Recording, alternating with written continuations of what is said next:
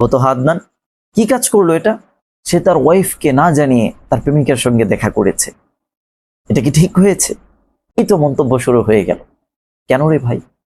বিষয়টা জানেন? আসসালামু আলাইকুম ওয়া রাহমাতুল্লাহি ওয়া বারাকাতুহু।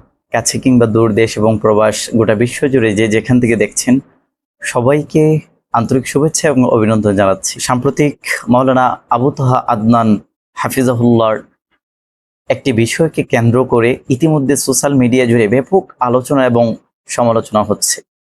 আবুতোহা আদনান নামটি কারো কাছে হিংসার, কারো কাছে ভালোবাসার। আবুতোহা আদনান তার বেশ অনেক কাজ, যেগুলো উম্মাহর জন্য অবর্ণনীয় অনেক উপকার বয়ে এনেছে। আবুতোহা আদনান, যার মাধ্যমে অসংখ্য অগণিত মানুষ দ্বীনের পথে এসেছে, অসংখ্য অগণিত যুবকের জীবন বদলে দিয়েছে আবুতোহা আদনানের লেকচারের মাধ্যমে। আবুতোহা আদনান তার প্রেমিকাকে নিয়ে গোপনে দেখা করে বিভিন্ন জায়গায় ঘুরতে যাওয়ার আকাঙ্ক্ষা ব্যক্ত করেছে। বিষয়টি জানতে পেরেছে তার স্ত্রী, এবং তার স্ত্রী এই বিষয়টাকে কেন্দ্র করে ফেসবুকের মধ্যে বিস্তারিত অনেক কিছু বলেছে। ইতিমধ্যে আমি দেখতে পেরেছি বিভিন্ন সোশ্যাল মিডিয়াতে এবং নিউজ পোর্টালেও প্রতিবেদন করা হয়েছে। দেখুন, একজন আলেমের ব্যাপারে আমরা যখন কোনো মন্তব্য করব, অবশ্যই আমাদের জবানকে হেফাজত করি আমরা তার ব্যাপারে মন্তব্য করব। আবুতোহা আদনান তিনি একজন দায়ী। তার ব্যাপারে আপনি মন্তব্য করতে হলে অবশ্যই খুব সাবধানতা অবলম্বন করে মন্তব্য করতে হবে।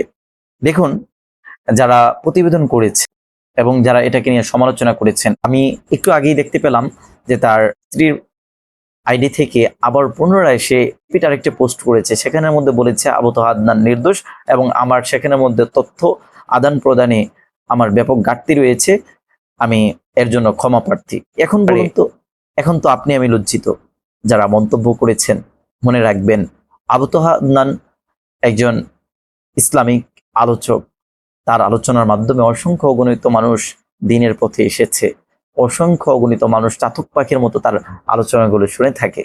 তাহলে তার ব্যাপারে যখন মন্তব্য করবেন অবশ্যই ভেবেচিন্তে করতে হবে। এই জন্য আল্লাহ তাআলা কুরআনুল কারীমের মধ্যে বলেন, ইয়া আইয়ুহাল্লাযীনা আমানু ইজতানিবু কাসীরাম মিনাজ-যন, হে ঈমানদারেরা, তোমরা মানুষের প্রতি কুধারণা থেকে বিরত থাকো। কারণ কি? সমস্ত অন্যায়ের মূল হলো এই কুধারণা।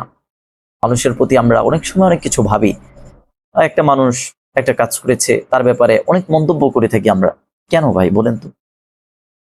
নিজের দোষে অন্য দোষী চাই না নিজের দিকে জানি কাদা তাকাই অন্যদিকে।